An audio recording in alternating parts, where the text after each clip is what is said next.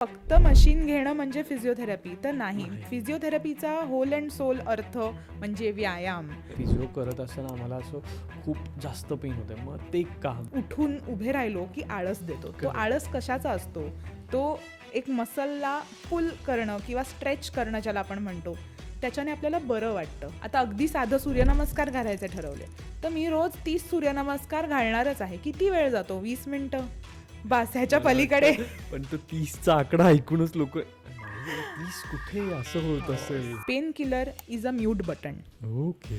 And physiotherapy is actual solution. म्हणजे दिवसात माझा व्यायाम काय तर 10,000 स्टेप चालणं. चिंटक एक्सरसाइजेस. चिंटक म्हणजे काय? मग लिगामेंट किंवा मोठे ॲक्सिडेंट, फ्रॅक्चर्स या सगळ्या केसेसमध्ये फिजिओ कशी काम करू शकते, या अजून कुठले आजार आहेत का ज्याला डॉक्टर फिजिओ रेकमेंड करतात? गार आणि गरम हा शेक कधी घ्यायचा हे समजणं खूप महत्त्वाचं आहे. कारण त्याच्याने बऱ्याचदा आता चुकीच्या प्रकारे शेक घेतल्यामुळे सुद्धा काही वेळेला कंडिशन वर्स होते. मेहुणे मेहुणे आणि मेहुण्यांचे पाहुणे, पण हेच पाहुण्याची माहिती सांगत नाहीत, ती गोराबेज पॉडकास्टवर असतेच असते. नमस्कार मंडळी, मी ऋषिकेश. गोराबेज पॉडकास्टवर तुमचं खूप खूप स्वागत आहे. आजकाल आपण सगळीकडे बघितलं ना, कॉमन प्रॉब्लेम आपल्याला दिसतो, किंवा 10 लोकांमध्ये आपण 7 लोकांना विचारलेलं असेल तर आपल्याला 6 ते 5 लोकांचा आन्सर असणार आहे, माझं आज ना शरीर खूप दुखतं आहे, माझी बॉडी खूप पेन होती आहे, किंवा ना मला असं काहीतरी 2-3 दिवस एक्झर्शन झालं ना, आता मला खूप दमल्यासारखं होतं आहे. पण मग ह्या सगळ्या गोष्टी ॲक्च्युली का होत आहेत, किंवा या सगळ्या गोष्टींमध्ये फिजिओथेरपी कशी हेल्प करते, किंवा जनरली आजकाल स्पाईन प्रॉब्लेम बघतो आहे, नी प्रॉब्लेम्स आपण बघतो आहे, पण या सगळ्यांमध्ये फिजिओथेरपी कशी हेल्प करू शकते, किंवा जनरली आपण डॉक्टरकडे गेल्यावर कुठलाही डॉक्टर एक्सरे काढतात, ते एक्सरे चेक करतात आणि आपल्याला सांगतात की 4 दिवसांनी फिजिओथेरपी करा, किंवा एक 8 दिवसाचं फिजिओथेरपीचं सेशन करा. पण ॲक्च्युली फिजिओथेरपी म्हणजे काय, त्याच्यामध्ये कुठल्या कुठल्या गोष्टी इन्क्लूड असतात, आणि हे सगळं आपल्याला कसं बेनिफिट करतं टू रिकवर, हे सगळं आज आपण जाणून घेणार आहोत फिजिओथेरपिस्ट डॉक्टर देविका गद्रे यांच्यावर. नमस्कार मॅम. नमस्कार. असं मॅम गेले जवळपास 7-8 वर्ष मुंबई या ठिकाणी प्रॅक्टिशनर म्हणून काम करत आहेत. त्याचबरोबर ते आज आपल्यासोबत गप्पा म्हणून आपल्याला फिजिओथेरपी या शब्दाची जी एक वेगळी दृष्टिकोन आहे, किंवा वेगळा एक वाट आहे ती दाखवणार आहे. तर चला गप्पांना सुरुवात करूया. पुन्हा एकदा तुमचं गोळाबेज पॉडकास्टमध्ये खूप खूप स्वागत. खूप खूप धन्यवाद. ओके.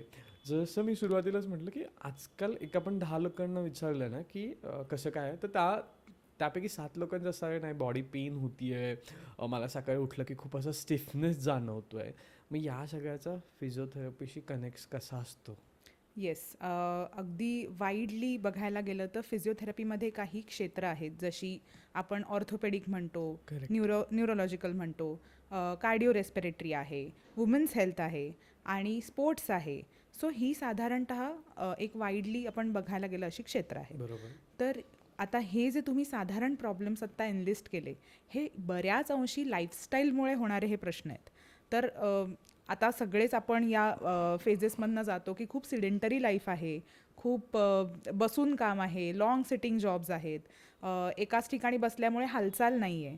तर अशा सगळ्या गोष्टींमुळे थोडेसे आपण म्हणतो ते मानेचे आजार, पाठीचे आजार, कमरेचे आजार ह्याचं प्रमाण वाढत चाललं आहे. तर अशा गोष्टींचा डायरेक्ट रिलेशन जे आपण म्हणतो ते येतं आपल्या मसल वीकनेसशी. ओके. आपले मसल जर तेवढे कॅपेबल नसतील एखादी गोष्ट करण्यासाठी, तर ते आपल्याला हळूहळू साथ देईनासे होतात. आणि ज्या वेळेला त्याची पॉवर कमी होते, वीकनेस वाढायला लागतो, त्यानंतर आपल्याला एखादी क्रिया खूप काळ करणं शक्य होत नाही, जसं की लाँग सिटिंग.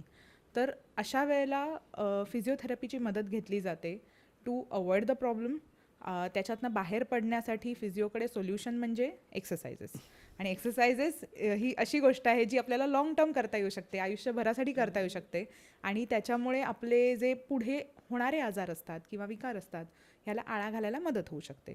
सो या प्रॉब्लेम्समध्ये फिजिओथेरपी अशा प्रकारे वर्क करते. ओके. आता ऑफकोर्स ऑर्थोपेडिक त्याचे आस्पेक्ट्स वेगळे आहेत, न्यूरोलॉजिकल आस्पेक्ट्स वेगळे आहेत. तर न्यूरोमध्ये आपण बघायला गेलं तर पार्किन्सन्स आहे, स्ट्रोक आहे, डिमेन्शिया असेल, विसरभोळेपणा आपण ज्याला म्हणतो, बरोबर. अल्झायमर. तर अशा सगळ्या ह्याच्यासुद्धा फिजिओथेरपीचे वेगळे व्यायाम असतात, वेगळ्या प्रकारे आपण त्या पेशंट्सना सपोर्ट करू शकतो. सो वेगवेगळ्या कंडिशन्समध्ये वेगवेगळ्या प्रकारे आपल्याला फिजिओथेरपी सहाय्य करू शकते. नक्कीच नक्कीच, आणि आज आम्हाला ते सगळंच जाणून घ्यायचं असं नक्कीच आहे. येस. प्रयत्न तो तोच असेल. तर मला सगळ्यात महत्त्वाचं विचारायचं की जसं आता तुम्ही बोललात की लाँग सिटिंग, कारण आत्ताचे जॉब असे आहेत की ते लॉंग सिटिंग आहेत. म्हणजे 90% असे जॉब्स आहेत की ते लॉंग सिटिंग आहेत. किंवा काही काही लोकं तर अशी आहेत कामामध्ये सकाळी एक 10-10:30ला बसत आहेत तर 3-3:30ला उठत आहेत आणि परत एक 4-4:30ला बसत आहेत तर 7-7:30ला उठत आहेत. मग अशा लॉंग सिटिंग्समुळे एक तर काय काय होऊ शकतं आणि अशा वेळेस कुठले फिजिओचे ऑप्शन्स त्यांना बेटर राहू शकतात. सो सगळ्यात पहिलं, इतका काळ बसण्यासाठी आपलं शरीर हे बनलं नाही. नक्कीच. आपण आता बऱ्याचदा ना हल्ली आणि जुनं अशी तुलना केली जाते की बरोबर. जुन्या काळी नव्हतं असं काही, किंवा जुन्या काळी कुठे होती फिजिओथेरपी. पण त्यावेळचं जीवनमान इतकं वेगळं होतं की त्याची आणि आत्ताची तुलना करणं थोडं कठीण आहे. नक्कीच. आता आपल्या या जनरेशनमध्ये, नवीन जनरेशनमध्ये जसं बैठं काम आहे तसं त्या कामाचं येणारं प्रेशरही खूप जास्त आहे. करेक्ट. स्ट्रेस फॅक्टर खूप जास्त आहे. ऑफकोर्स तुमच्या मेंटल हेल्थचा तुमच्या फिजिकल हेल्थवरती परिणाम होतो. ओके. ज्यावेळेला आपण सतत एकाच पोझिशनमध्ये काही काळ बसतो त्यावेळेला युजली फिजिओथेरपीमध्ये ॲडवाईस केलं जातं की थोडा वेळ उठा, थोडंसं एक राऊंड चाला. ऑफकोर्स काम थांबवणं हा त्याच्यामागचा हेतू नसतो, पण एक ब्रेक शरीरासाठी गरजेचा असतो की मूव्हमेंट चालू राहावी, आखडले पण येऊ नये. बऱ्याचदा आपण उठून उभे राहिलो खूप कांदा की आळस देतो. तो आळस कशाचा असतो? तो एक मसलला पुल करणं किंवा स्ट्रेच करणं ज्याला आपण म्हणतो, त्याच्याने आपल्याला बरं वाटतं. हा एक इंडिकेशन म्हणू शकतो की आपल्याला थोडंसं स्ट्रेच आउट करण्याची गरज वाटते आहे किंवा थोडंसं मूव्ह करण्याची गरज वाटते आहे. तर ह्या गोष्टी खूप नेसेसरी असतात. एक स्पेसिफिक टाईम इंटरवल नंतर उठणं तेवढंच महत्त्वाचं आहे. या सगळ्यासोबत जर तुम्हाला माहिती आहे की तुमचा जॉब हा लाँग सिटिंग डिमांडिंग जॉब आहे, तर त्या दृष्टीने आपण वेगळे फिजिओथेरपीचे एक्सरसाइजसुद्धा करू शकतो. त्याच्यासाठी आपण मानेचे स्ट्रेंथनिंग एक्सरसाइजेस किंवा लो बॅकसाठी स्ट्रेंथनिंग एक्सरसाइजेस. काही वेळेला सतत पाय खाली राहिल्यामुळे पाय दुखतात, पायामध्ये स्टिफनेस येतो. तर अशा वेळेला पायाचे व्यायाम, अशा प्रकारे फिजिओथेरपी तुम्हाला या गोष्टींमध्ये गाईड करते. अगदीच तुम्हाला वेळ नसेल तर काही व्यायाम बसल्या बसल्या सुद्धा करता येऊ शकतात. अगदी सोपे मानेचे मूव्हमेंट्स करणं किंवा साईड टू साईड मान Okay. हलवणं, किंवा अगदीच काही नाही तर बॉडीला थोडंसं मूव्ह करणं बसल्या बसल्या. तर या गोष्टी सहज करता येण्यासारख्या आहेत आणि आपण या थोड्याशा काय म्हणतात, काही वेळेला रिमाइंडर लावून किंवा आता आजकाल आपली जी सगळे ॲप्स आली आहेत, जे रिमाइंडरची साधनं आली आहेत, याचा वापर करून आपण थोडं जर करायचा प्रयत्न केला तर हे करण्यासारखं असतं. फक्त लक्ष दिलं जात नाही आणि कधी कधी थोडा अवेअरनेस कमी पडतो. पण that's how the physiotherapist help, की जेव्हा प्रत्येक वेळेला डॉक्टरने सांगितल्यावर फिजिओ घ्यायची हा कन्सेप्ट आता बऱ्यापैकी कमी झाला आहे. लोक स्वतःहून येतात की आम्हाला असं होतंय, आम्हाला काही त्रास नाही आहे पण आम्हाला ह्याच्यापेक्षा बेटर व्हायचं आहे. करेक्ट. करेक्ट. सो या प्रिव्हेन्शनसाठी पण बरेच जण येतात. त्याच्यामुळे हो, अशा सगळ्या प्रकारांनी आपण थोडासा रुग्णाला सपोर्ट करू शकतो. आणि बऱ्याचदा तो पेशंट असायला लागतो असं नाही, एक नॉर्मल साधा ऑफिस गोअर माणूससुद्धा फिजिओथेरपी घेऊ शकतो आणि त्याचा त्याला नक्की उपयोग होऊ शकतो. सो अगदी सोप्या ह्याच्यात बघायला गेलं तर आपण जेव्हा खूप वेळ लॅपटॉपसमोर किंवा स्क्रीनसमोर असतो त्यावेळेला आपण मानेचे सोपे एक्सरसाइजेस काही बसल्या बसल्या करू शकतो. ओके. जे की जसं की मान वर खाली करणं, okay. Side to side move करणं, ओके. तसं साईड स्ट्रेचिंग. बऱ्याच लोकांचे ट्रपेझियस टाईट असतात, त्याच्यामुळे साईड स्ट्रेचिंग करणं डिफिकल्ट जातं. करेक्ट. करेक्ट. तर तो एक्सरसाइज. तसंच चिंटक एक्सरसाइजेस. चिंटक म्हणजे काय, आपण ज्याला म्हणतो डबल चिन येते, ते आपण कसं दाखवतो.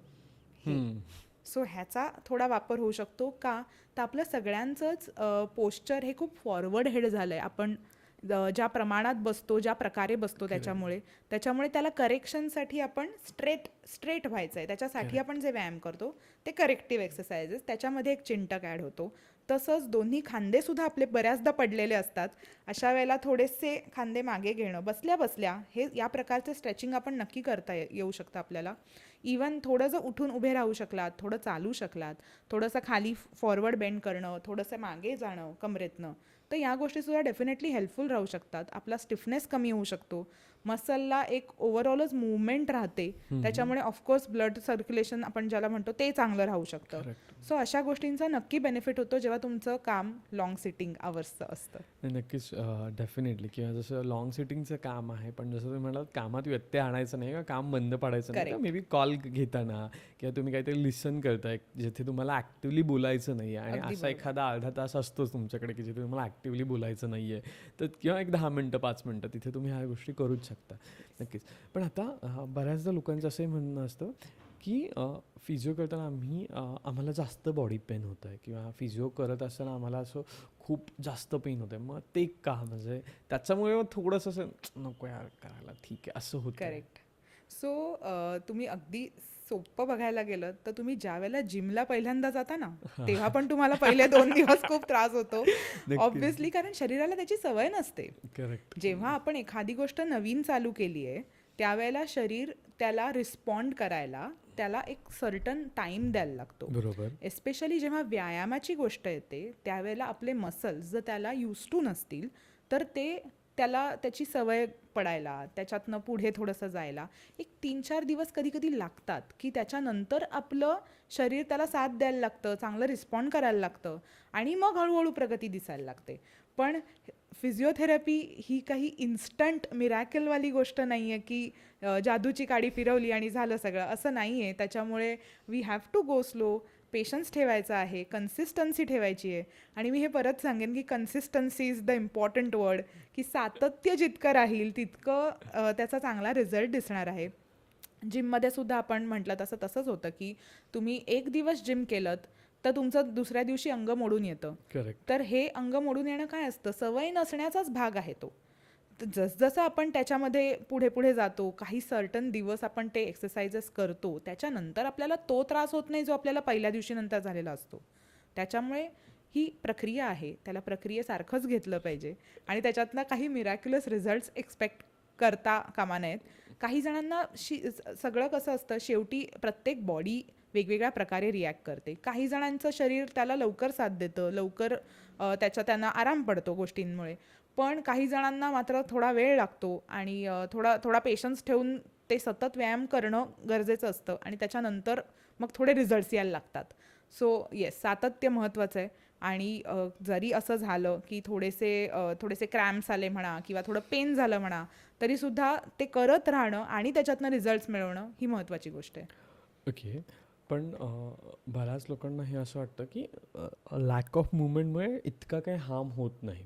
जनरली म्हणजे लोकांचं असं म्हणणं असतं, ठीक आहे ना, बघून घेईल मी किंवा नंतर करेल, आता नको, की आता नाही, आता माझे पैसे कमवायचे दिवस आहेत. तर मग खरंच लॅक ऑफ मुवमेंटमुळं किती हार्म होऊ शकतात? मे बी आपण म्हणतो ना, ते सिगरेटच्या पाकिटावर पण असतं चित्र, तसं काहीतरी लोकांना दिसलं किंवा तसं काहीतरी लोकांना माहीत झालं तर मे बी लोक ते सातत्य कंटिन्यू ठेवतील. नक्कीच. कारण जनरली असं असतं ना, जोपर्यंत आपल्याला शेवट काय होणार आहे हे माहीत नसतं, तो आपण ते कन्सिस्टन्सी तितकी जोमाने करत नाही. कारण जिमचं असं होतं की पहिल्यांदा पण आपण म्हणालो तसं की सुरुवातीला आवड नसते, खूप टांगळमंगळ होते. पण एकदा ते शरीरात बदल दिसायला लागले, शरीर थोडंसं असं पोश्चरमध्ये किंवा बॉडी छान दिसायला लागली, 4 लोकांनी तुम्हाला म्हटलं अरे छान दिसतोयस, किंवा आपण नाही आता मला कंटिन्यू करायचं, आता मला जास्त चांगलं करायचं, असं होतं. तर मग मला जनरली विचारायचं की काय हार्म होऊ शकतात जर आपण त्या गोष्टींकडे दुर्लक्ष केलं तर? आता तिशीत बघायला गेलं तर कदाचित काही फारसं जाणवणार नाही. पण तुम्ही जसं म्हणालात, पैसे कमवायचं वय आहेच, याबद्दल कोणी नाही म्हणतच नाहीये. ती गोष्ट करत करत आपल्याला सोबतीने या गोष्टी करायच्या आहेत. पैसे कमवायचे आहेत, कोणासाठी कमावतो? आपल्यासाठी. आपलंच शरीर जर आपल्याला छान साथ देत नसेल तर त्याचा आपण उपभोग घेऊ शकणार आहोत का? नाही. तर तसं नाही होऊ शकत.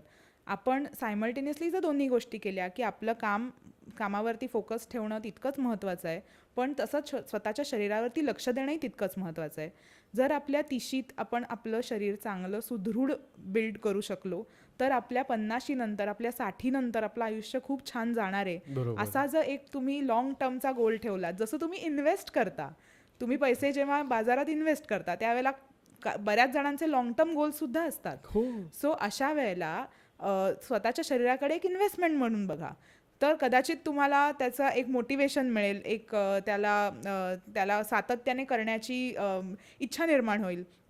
तर बेसिकली या गोष्टी थोड्याना फॉलो करायच्या असतात की मी रोज एवढं करणारच आहे. आता अगदी साधं सूर्यनमस्कार घालायचे ठरवले तर मी रोज 30 सूर्यनमस्कार घालणारच आहे. किती वेळ जातो? 20 मिनिटं, बस. ह्याच्या पलीकडे पण तो 30चा आकडा ऐकूनच लोक नाही 30 कुठे असं होत असेल. सुरुवात डेफिनेटली तशीच असते, पण म्हणूनच डायरेक्ट 30 घालायला नाहीच जायचं. 5 पासून सुरुवात करा. 5-6 सूर्यनमस्कार जे अगदी सोपे, आपल्याला जमतील एवढे, इतका ह्याच्याने चालू केलं तरी चालेल आणि हळूहळू त्याची संख्या वाढवत नेऊ. कधीही ग्रॅज्युअल प्रोग्रेशन कायम काम करतं, कारण त्याला शरीराला सवय व्हायला आपण वेळ देतो. बरोबर. त्याच्यामुळे 6 सूर्यनमस्कार, मग आज मी 6 घातले तर मी पुढच्या आठवड्यात 10चं एम ठेवू शकते. पण आज 6 घातले म्हणून उद्या 10 नाही घालायचे, मग शरीर तुम्हाला साथ नाही देऊ शकत किंवा आपल्याला थोडं आखडलेपण म्हणा, दुखणं म्हणा, या गोष्टी डेफिनेटली फेस करायला लागू शकतात. पण हळूहळू जर वाढवत गेलात तर त्रास नाही होत. आणि प्रश्नाचं उत्तर द्यायचं म्हणून सांगते की 30मध्ये हे कदाचित त्रास कमी जाणवतात. कमी म्हणेन कारण आता 30तही जाणवतात. हो. हां, त्याच्यामुळे पण नंतर 50-60s नंतर त्याची तीव्रता आपल्याला जास्त वाटायला लागते आणि ती वाढलेली सुद्धा असते. कारण जसजसं वय होतं तसतसं जे शरीरामध्ये नैसर्गिक बदल घडून येतात, त्याच्यामुळे या जुन्या केलेल्या गोष्टींचे परिणाम नंतरच्या वयात जास्त जाणवायला नाही, लागतात. नक्कीच. म्हणजे आज आपण कमेंट करतो ना, अरे आजी 90ची आहे तरी ठणठणीत आहे. अगदी. पण असं वाटतं की मी तेवढं राहील का? तर शक्यता खूप कमी असतात, असं आपण आहे. पण आता तुम्ही विचाराल की आजींनी कुठे हे व्यायाम केलेत? म्हणूनच मी हा प्रश्न पण विचारत होतो. आजींनी जात्यावरती दळलेलं आहे. आजींनी आपण मिरची वगैरे कुटायला आपण उखळ मुसळ आपण ज्या गोष्टी जुन्या काळी वापरायचो त्या केलेल्या आहेत. त्यावेळेला आपलं आत्ता जितकं लाईफ इझी आहे तितकं आयुष्य इझी नव्हतं. सो आता ह्या गोष्टीचं तुम्ही विचाराल की आजीने कुठे काय केलंय, बरोबर. म्हणजे हे व्यायाम काही तेव्हा नव्हते. पण नक्कीच. आजींनी बरीच अशी कामं केली आहेत जी आपण आपल्या आयुष्यात कधीच केलेली नाहीयेत. हां. सो अगदी जात्यावरती दळलंय, शेतात खुरपलंय, जे खाली बसून ओणव्याने आपण करतो. तसंच आता मिक्सर्स आलेत, पण त्यावेळेला पाटा वरवंटा होता. करेक्ट. सो या गोष्टी सगळ्या बसून केल्या गेलेल्या आहेत. तसंच ते मिरची किंवा मसाले कुटण्यासाठी आधी उखळ मुसळ अशा गोष्टी हो. असायच्या. किंवा विहिरीतून पाणी काढताना येस, रहाटातनं पाणी काढायचे. तर ह्या सगळ्या ह्याच्यात तुमचे नकळत मसल बिल्ड होत गेलेत, हो. जे तुम्ही जिम मध्ये करता. की आता त्यावेळेला कुठे होते फ्रोझन शोल्डर्स, कारण नाही व्हायचे.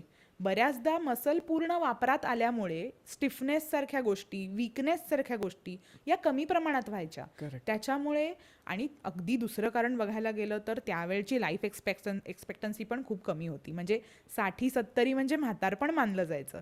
आता तसं नाही. आता 60-70 नंतर आपण सेकंड इनिंग चालू झाली असं म्हणतो की Correct. एक वेगळं आयुष्य चालू होतं रिटायरमेंट नंतर. त्याच्यामुळे आता आयुष्यमान ओव्हरऑलच वाढल्यामुळे हे प्रश्न नंतरच्या काळात जाणवण्याचं प्रमाणही वाढलेलं आहे. ते पण त्याच्यामुळे 2 वेगळ्या लाईफस्टाईलची तुलना करतोय. आणि दुसरा म्हणजे आपण मगाशी बोललो तसा स्ट्रेस फॅक्टर, जो आपल्या पिढीमध्ये, या नवीन पिढीमध्ये खूप मोठ्या प्रमाणात आहे. त्याच्यामुळे तिथे आपली एनर्जी जातीये आणि नाही म्हणताना या बाकीच्या गोष्टींमुळे शरीराकडे मात्र दुर्लक्ष होत चाललंय. ओके. पण आता जसं आपण हे सगळं बोलतोय, तर असाही एक वर्ग आहे की तो खूप सुंदर जिम करतोय, सगळं करतोय. पण त्यांना पण आपण कधी कधी पेन्स जाणवतात असं बघतो, किंवा त्यांना पण आपण चेक करतो की नाही पेन होतंय पण स्टील करायचं म्हणून ते जिमिंग करतात. त्याच्यासोबत असा एक वर्ग आहे आपण बघतो की जो एक 32 नंतरचा आहे. मी मुद्दाहून 32 म्हणतो, 30 नाही म्हणत आहे. ओके. पण एक 32 नंतरचा वर्ग आहे जो हा फॅमिली आहे, सगळं आहे, आता मला काय करायचं स्ट्रेंथ ट्रेनिंगचं असं म्हणण्यात येतं. आणि नाही माझ्याकडे आता खूप जबाबदारी आणि मला वेळच नाही असं म्हणून स्ट्रेंथ ट्रेनिंगकडे दुर्लक्ष केलं जातं. मग बरोबर. या लोकांसाठी मोबिलिटी किती इम्पॉर्टंट आहे आणि फिजिओमधून ती कशी मिळते, अशा लोकांनी बेसिक कुठल्या फिजिओज केल्या पाहिजेत? ओके.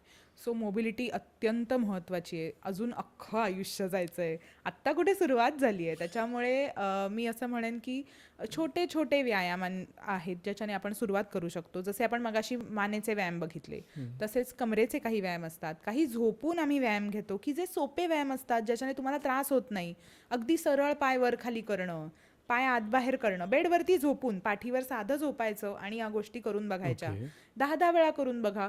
कधी कधी हे व्यायाम ज्याला सवय नसते त्याच्यासाठी हे इतके इफेक्टिव्ह असतात की ते शेवटचे 7, 8, 9, 10 करेपर्यंत पाय अगदी भरून येतात. हो, नक्कीच. येस. त्याच्यामुळे आता दिसताना ही मुवमेंट असं हा काय व्यायाम आहे, पण नाही, ज्याला सवय नसते त्याच्यासाठी तो खूप बेसिकपासून सुरुवात केलेला एक एक्सरसाइज असतो. ओके. आणि तो डेफिनेटली युजफुल राहू शकतो. आपल्या पायामध्ये जे मोठे मसल्स असतात, आपल्या मांडीचे मसल्स असतील, काफ मसल्स असतील, तर बऱ्याचदा ह्याची स्ट्रेंथ कमी झाल्यामुळे आपल्याला कधीतरी बॅलन्स इश्यूज येतात. कधीतरी आपण म्हणतो अडखळलो पण मला स्वतःला सावरताच नाही आलं. सो या गोष्टी आता असं नाही राहिलंय की 50 नंतर या फक्त होतात. नाही, नक्कीच. आपल्याला आधीसुद्धा या गोष्टी जाणवतात. त्याच्यामुळे या गोष्टींना जर टाळायचं असेल आणि त्याला वेळेत आळा घालायचा असेल तर नक्की आपल्या 30-32पासून सुरुवात करा.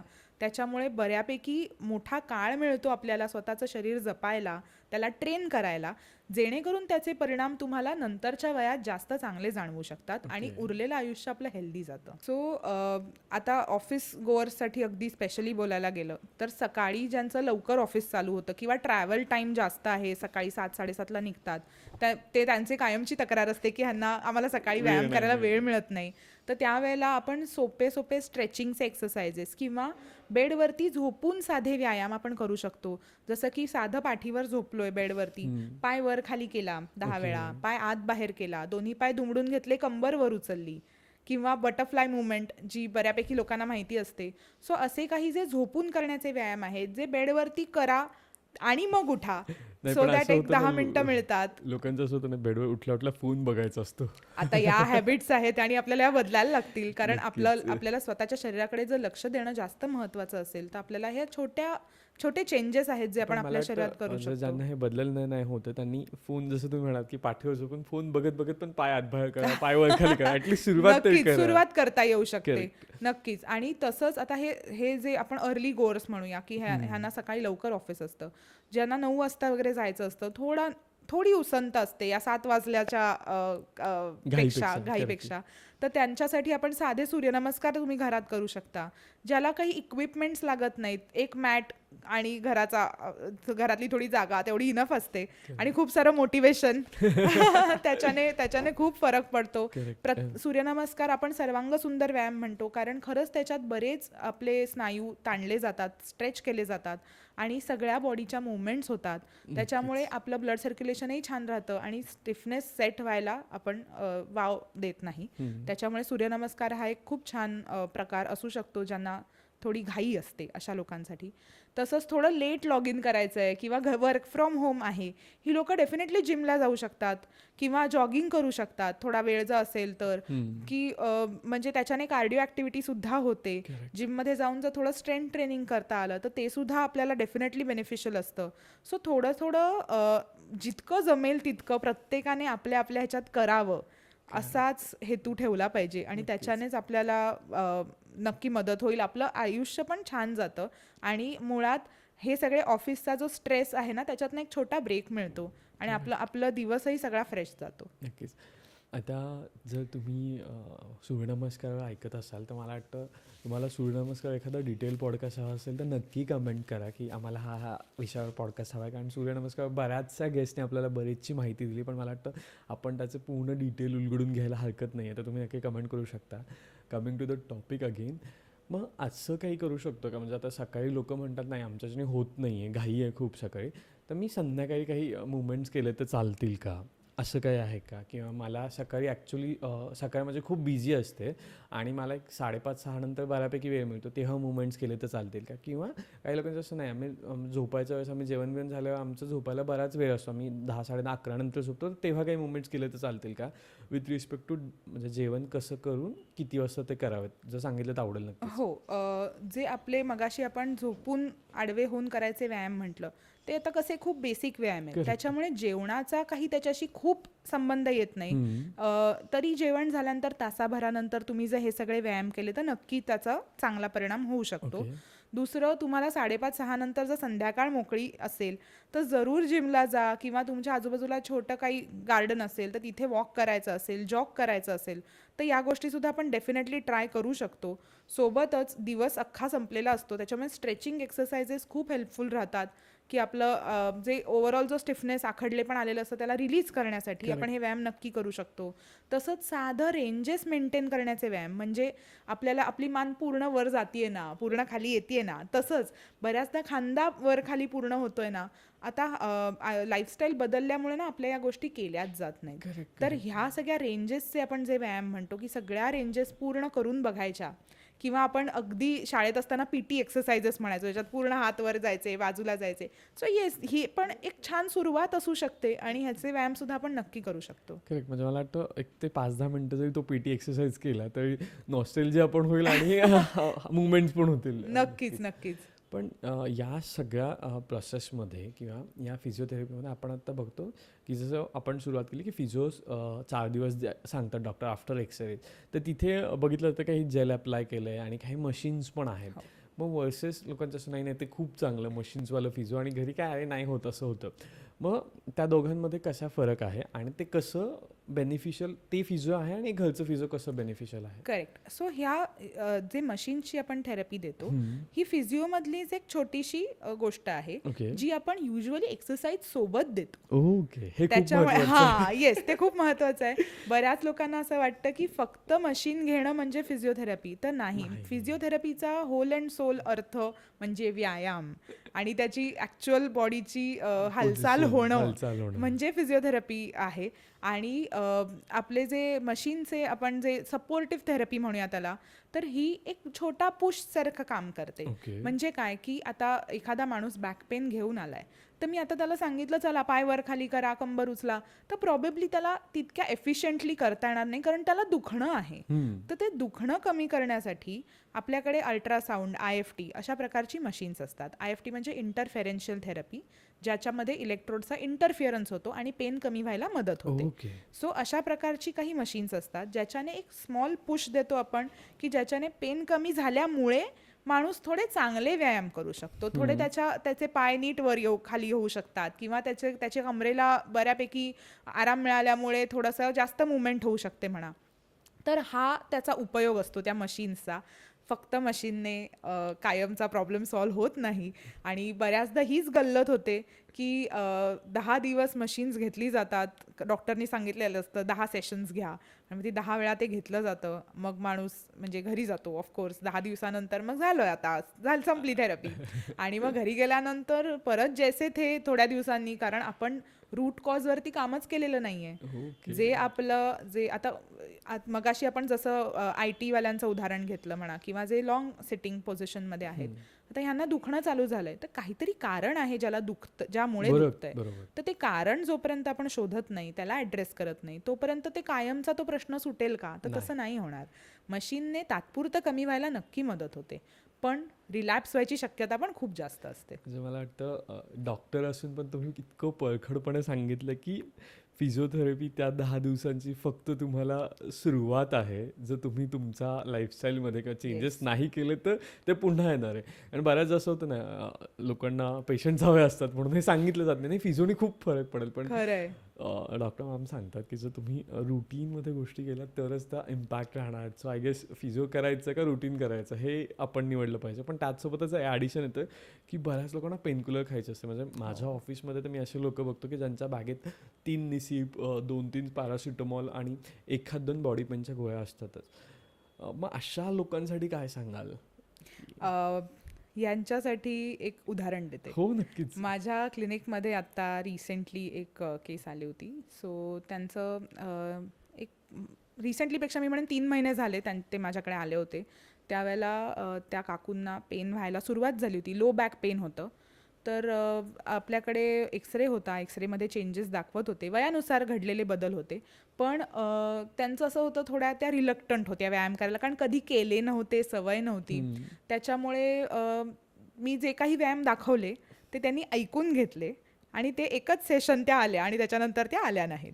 मीनवाईल ऑफकोर्स म्हणजे मधले 2-3 महिने काहीच कॉन्टॅक्ट नाही आणि काही दिवसांपूर्वी अचानक त्या परत आल्या होत्या आणि शी वॉज लाईक की मला ना काही गुणच नाही आला आहे, कसलाच गुण नाही आला आहे.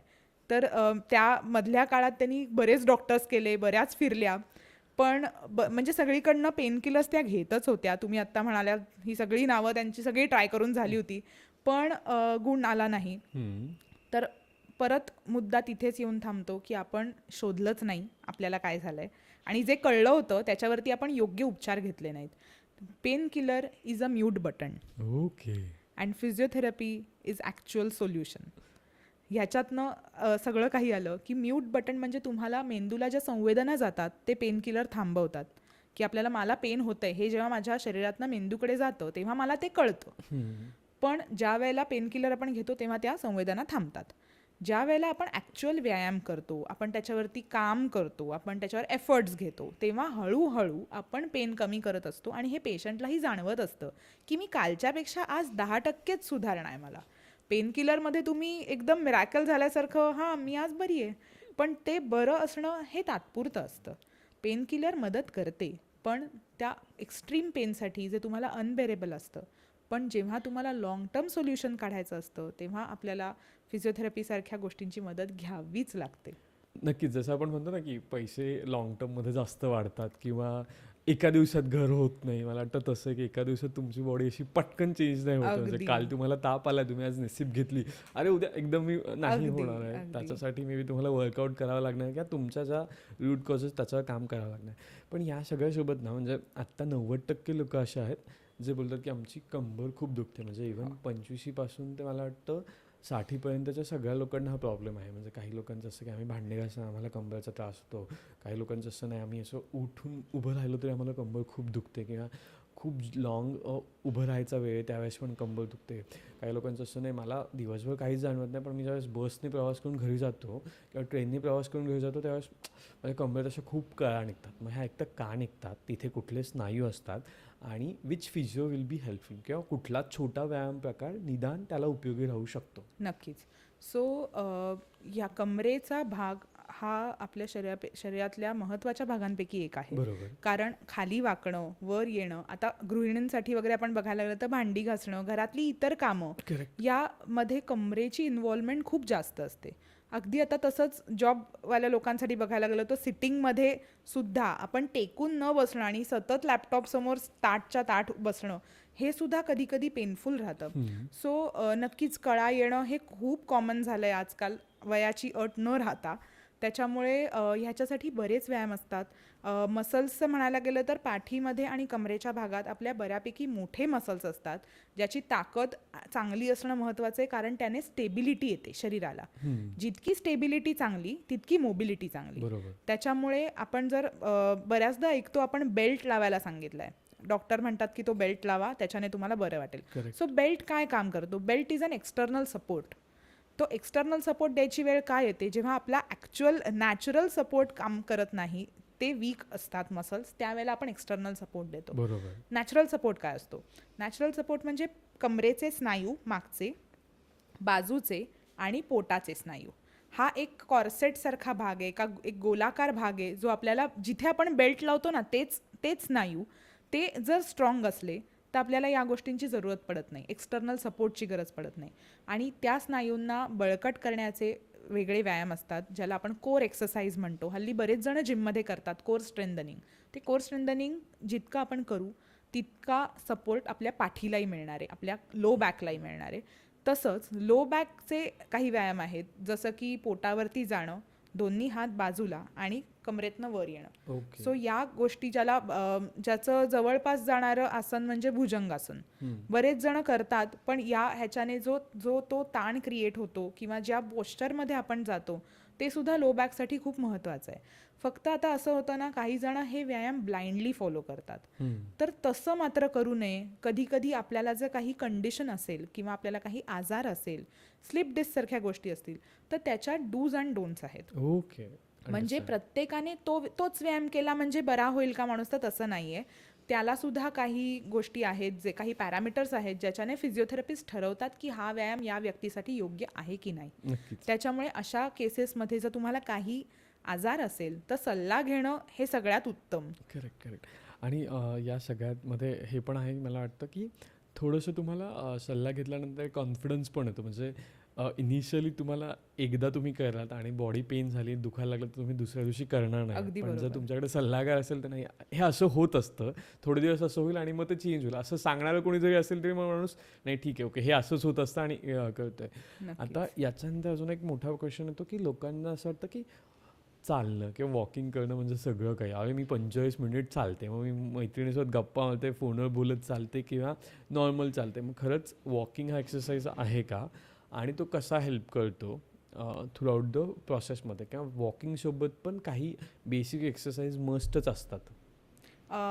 येस, वॉकिंग हा व्यायाम आहे, नाही म्हणता येणार नाही, पण त्याला मोर ऑफ आपण ॲक्टिव्हिटी म्हणूया. ओके. की हो, मी 45 मिनिटं चालते किंवा मला क्लिनिकमध्ये भरपूर जण येतात. 10,000 स्टेप चालतो. माझे दिवसाचे ठरलेले असतात.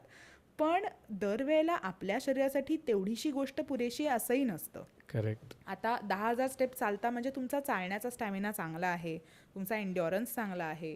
तुम्ही 10,000 स्टेप्समध्ये तुमची पावलं एवढी होतात, याचा अर्थ तुमचे पाय बऱ्यापैकी चालण्याच्या ॲक्टिव्हिटीला जी साथ लागते ती तुमचे पाय बऱ्यापैकी देत आहेत.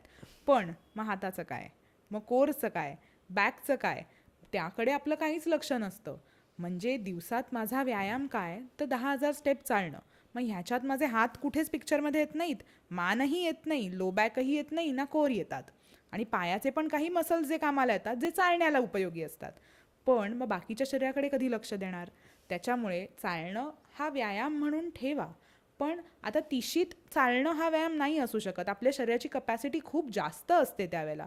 हो, पण 60s नंतर जेव्हा मला काही आजार आहेत किंवा मला माझा फिटनेस मेंटेन करायचा आहे, तर ह्याच्यासाठी चालणं जरूर चांगला उपाय राहू शकतो. पण कमी वयात आपण म्हणूया स्ट्रेंथ ट्रेनिंगला पर्याय नाही. प्रत्येक मसल बिल्ड करणं हे अत्यंत महत्त्वाचं आहे. त्याची ताकद वाढवणं महत्त्वाचं आहे.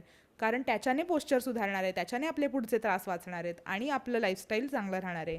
त्याच्यामुळे स्ट्रेंथ ट्रेनिंग आणि वॉकिंग असं जर करायला गेलं तर that is more beneficial. Correct. मला वाटतं 10 मिनिटासाठी पण रिक्षा घेण्यापेक्षा 10 मिनिटं चालत गेलेलं कधी येस उत्तम आहे. येस चांगलंच आहे. आणि त्याच्याने पण तुमची काही पावलं होतातच.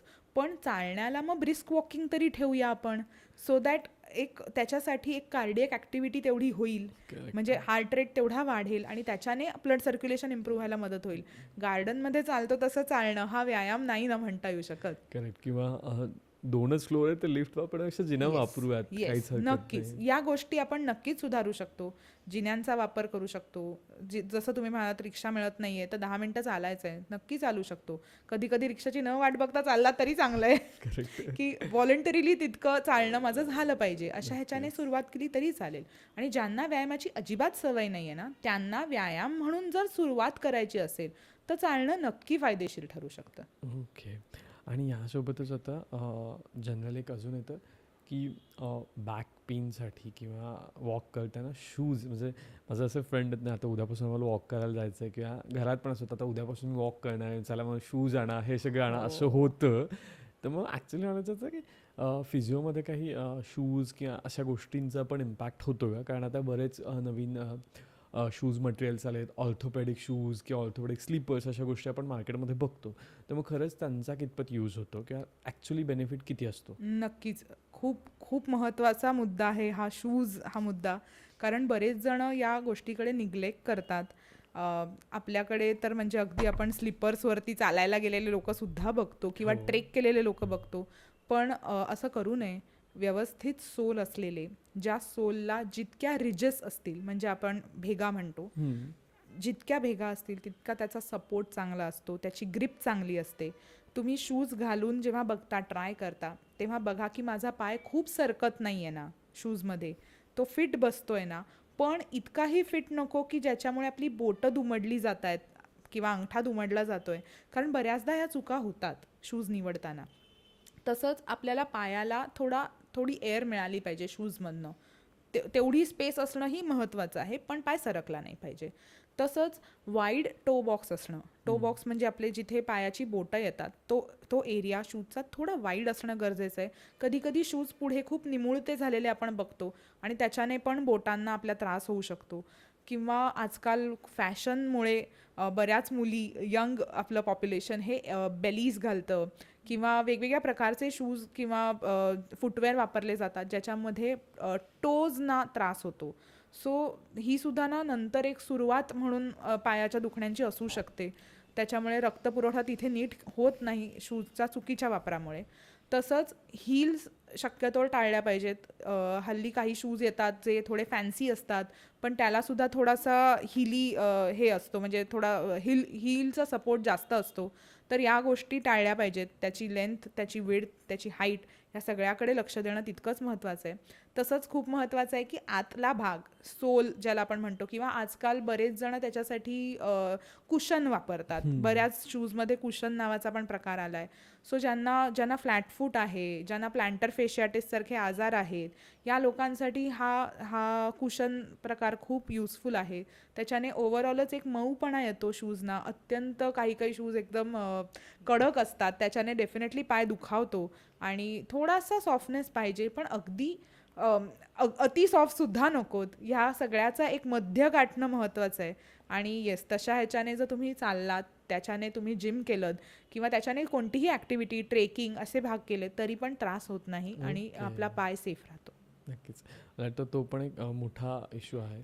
आणि त्याच्यासोबतच अजून एक आहे की जसं आपण सुरुवातीलाच बोललो की बॅक पेन होतो आहे किंवा सकाळी उठल्यावर स्टिफनेस होतो आहे, याचा संबंध पिलो आणि तुमच्या मॅट्रेसचा असू शकतो का? आणि नक्कीच. कसा? कारण आजकाल इतक्या व्हरायटी ऑफ मॅट्रेसेस येतात लोकांचे आणि पिलोचे पण वेगवेगळे प्रकार येतात आणि असं होतं की नाही मला होतं म्हणून घेतलं जातं विदाऊट बरोबर. Checking anything. As a physiotherapist तुम्ही कुठल्या गोष्टी सजेस्ट करता मॅट्रेस आणि पिलो खरेदी करताना, आणि ते कसे बेनिफिशियल असतात तुमच्या ॲक्टिव्हिटीजनुसार? मॅट्रेस खरेदी करताना आपली जुनी कापसाची गादी लक्षात ठेवायची, की आपल्याला ना कुठेच आपण त्याच्या आत नाही गेलो पाहिजे. त्या गादीमध्ये काही वेळेला गाद्यांमध्ये आपण बुडतो आत. पोझिशननुसार बुडतो. हो. तर बुडलं नाही पाहिजे, त्याच्यात सिंक नाही झालं पाहिजे. आपल्या शरीराचं पोश्चर छान मेंटेन राहील अशी गादी पाहिजे. ती कडक असावी असं माझं अजिबात म्हणणं नाही, पण ती सेमी सॉफ्ट असावी, की ज्याच्यामध्ये तुम्ही कम्फर्टेबली झोपू शकाल, रुतायला नको अशी गादी शोधायची, अशी निवडायची. आणि तसंच पिलोसाठी सुद्धा आहे. पिलोबद्दल खूप मोठा गैरसमज असतो लोकांचा, की पिलो वापरावी का नाही वापरू, हां. किंवा बरेच जण हा प्रश्न विचारतात. पिलोचा उद्देश काय आहे, की आपल्या मानेला एक असा कर्व असतो, तुम्ही बघाल, किंवा बाळ मान धरायला लागतं, ते कसं धरायला लागतं, की तो कर्व डेव्हलप होतो म्हणून ते बाळ मान धरतं. तो कर्व सपोर्टेड राहावा झोपेत म्हणून आपण पिलो वापरतो. तर पिलो बऱ्याचदा चुकीच्या प्रकारे घेतल्यामुळे सुद्धा मानदुखी होते. नक्कीच. तर बऱ्याच जणांची पिलो उशी ही खांद्याच्या खाली येते, इथे, बापरे. ओके. म्हणजे डोक्यापासनं इथपर्यंत. तर पिलो इथे खांद्यासाठी बनलेली नाही आहे, पिलो आहे मानेसाठी. तर ती मानेपर्यंतच आली पाहिजे, म्हणजे खांदे जिथे चालू होतात त्याच्या वरपर्यंत पिलो संपली पाहिजे. तर तुमच्या मानेच्या त्या कर्वला सपोर्ट मिळालाय असं होऊ शकतं. ओके. जर खांद्यापर्यंत पिलो आली तर तसंही पोश्चर खूप विचित्र प्रकारे बदलणार आहे आणि त्याच्यानंतर पेन येणं सुद्धा ऑब्व्हियस आहे, कारण इतकं विचित्र झोपल्यानंतर स्टिफनेस येऊच शकतो. तर या गोष्टी मात्र टाळायच्या. पिलोची सुद्धा उंची बघायची, की ती जास्त रुतणारी नाही आहे ना, त्याला जास्त सॉफ्टनेस नाही आहे ना. तर या गोष्टींचा विचार करूनच पिलो विकत घ्यावी. ब्रँडेड गोष्टींच्या मागे लागण्यापेक्षा मी म्हणेन की स्वतःला कम्फर्टेबल कोणत्या गोष्टी आहेत त्या शोधायच्या आणि तसा वापर करायचा. फक्त त्याचं पोझिशनिंग महत्त्वाचं आहे पिलोच्या बाबतीत, की ती पिलो तुमच्या खांद्याच्या वर संपली पाहिजे. नक्कीच. मला वाटतं हे खूप महत्त्वाचं आहे. कारण पिलो म्हणजे ती कोणाच्या पायात असते, कोणाच्या हातात असते, कोणाच्या Yes. डोक्याखाली असते, किंवा काही लोकांना तर 4-4 पिलो घेऊन झोपायची सुद्धा सवय अगदी. असते. तर हे सगळं टाळून मे बी पोश्चरनी झोपलं पाहिजे. ओके. पण या सगळ्यामध्ये एकदा विचारायचं की बॉडी पोश्चर करण्यासाठी किती इम्पॉर्टंट गोष्टी असतात आणि कुठले आपण अँगल म्हणजे कुठल्या एक्सरसाइजेस आपण त्याच्यासाठी करू शकतो. कारण आजकाल तो एक खूप मोठं झालं आहे, माझे खांदेच वाकलेत हो. किंवा माझी बॉडीचं अशी छान पोझिशनमध्ये दिसत नाही आहे, पण जिम काय होत नाही. मग अशा वेळेस काय करायला पाहिजे? हो, घरी करण्यासारखे सुद्धा खूप सोपे आणि छान व्यायाम असतात, जे इफेक्टिव्हही असतात. बऱ्याचदा आपल्या लाईफस्टाईलनुसार, आपल्या प्रोफेशननुसार आपलं पोश्चर बदलत जातं. आता अगदी साधं सांगायला गेलं तर ट्रॅफिक पोलीस या लोकांना पायाचे त्रास खूप असतात, कारण हे सतत उभे असतात. correct. तसंच आपले शिक्षक, नर्सेस यांचं सतत उभं राहून जेव्हा काम असतं तेव्हा यांना पायाचे विकार जास्त होतात. बऱ्याच जणांचं काम हे लॅपटॉप समोर बसून असतं, तेव्हा नेक आणि शोल्डर्सवरती ताण येतो, त्याच्यामुळे त्याचं पोश्चर खराब होतं. सो प्रत्येक गोष्टीसाठी जर तुम्ही थोडे व्यायाम करत गेलात तर उपयोग नक्की होऊ शकतो. पहिला व्यायाम सांगायचा झाला तर खांद्यांसाठी सांगेन, कारण बरेच जण खांदे पडलेले, पोक काढलेले आपल्याला दिसतात. तर ह्याच्यात सांगायचं झालं तर नुसते 2 हात बाजूला ठेवायचे आणि दोन्ही हात मागे खेचायचे, त्याच्याबरोबर खांदेही मागे खेचले गेले पाहिजेत. बेसिकली हा जो सगळा छातीचा मानेच्या खालचा भाग असतो त्याला ताण बसला पाहिजे आणि मागची 2 हाडं असतात ज्याला स्कॅप्युला आपण म्हणतो, ती हाडं जवळ आली पाहिजेत. हे करताना कसं होईल, हे करून बघितलं, तुम्ही पण करून बघा. करता करता आपल्याला लक्षात येतं की ओके, मला बराच वेगळा ताण जाणवतोय. येस, तर हा एक सोपा व्यायाम आहे. तसंच मानेसाठी साईड स्ट्रेचेस ज्याला म्हणतो आपण, की मान साईडला वाकवायची आणि थोडंसं हाताने त्याला पुश द्यायचा. ह्याच्याने जो आपला मसल ताणला जातो तोही आपल्याला अत्यंत गरजेचा असतो आणि सततच्या बैठ्या कामामुळे आपले हे व्यायाम केले जात नाहीत आणि ह्याच्याने नक्की फरक पडू शकतो.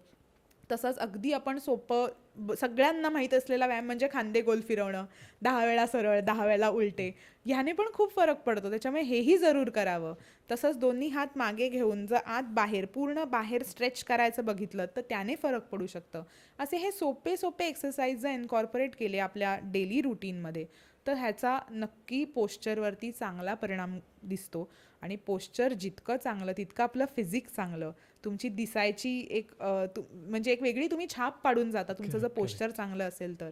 त्याच्यामुळे पोश्चरचा इम्पॉर्टन्स प्रचंड आहे, एस्थेटिकली आहेच पण स्वतःच्या शरीरासाठी सुद्धा नाही, आहे. नक्कीच. म्हणजे तुम्ही ते बॅलन्स करायचं तुम्हाला शरीर एवढं, तर त्याच्यासाठी तो इम्पॉर्टंट आहे.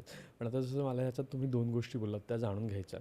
आपण बैठ्या कामाबद्दल बोललो, पण अजूनही इंडस्ट्रीमध्ये काही लोकांचं काम खूप उभं असतं. म्हणजे आपण मेकॅनिकल इंडस्ट्रीकडे गेलो किंवा अशा काही इंडस्ट्रीज आहेत जिथे आयन आणि ह्या सगळ्या तिथे उभं राहावं लागतं. जसं ट्रॅफिक पोलीस आहेत, म्हणजे त्यांच्या 7-7, 8-8 तासाच्या स्टँडिंग शिफ्ट असतात.